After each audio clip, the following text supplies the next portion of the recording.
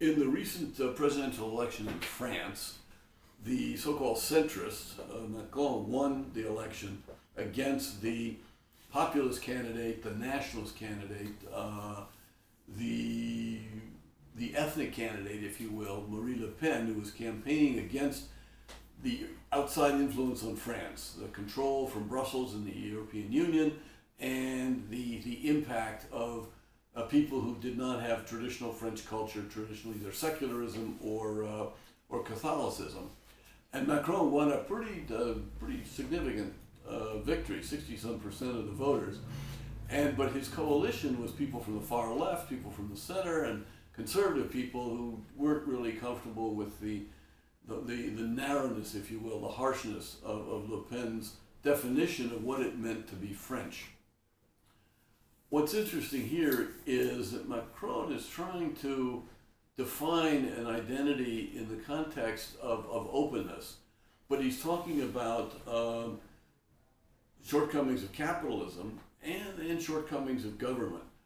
And the question to me is the principles of the Co-Roundtable for business, for government, for civil society point us to, I think, a kind of middle ground of responsibility for consequences and taking into account the impact of consequences on others.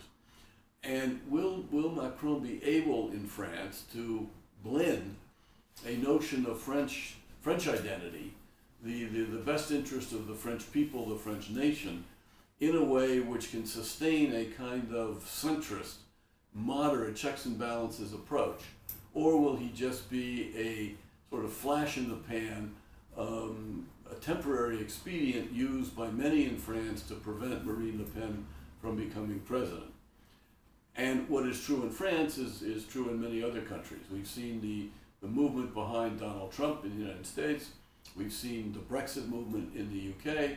We've seen Russians giving a lot of support to Vladimir Putin's notion of Russian importance, Russian superiority, Russian prestige. And of course, Xi Jinping in China is appealing to a Chinese sense of superiority in economic systems, political systems, proven now by growing wealth. So what does one do in 2017 with principles on one hand and sort of parochialism about ethnic and national groups perhaps on the other?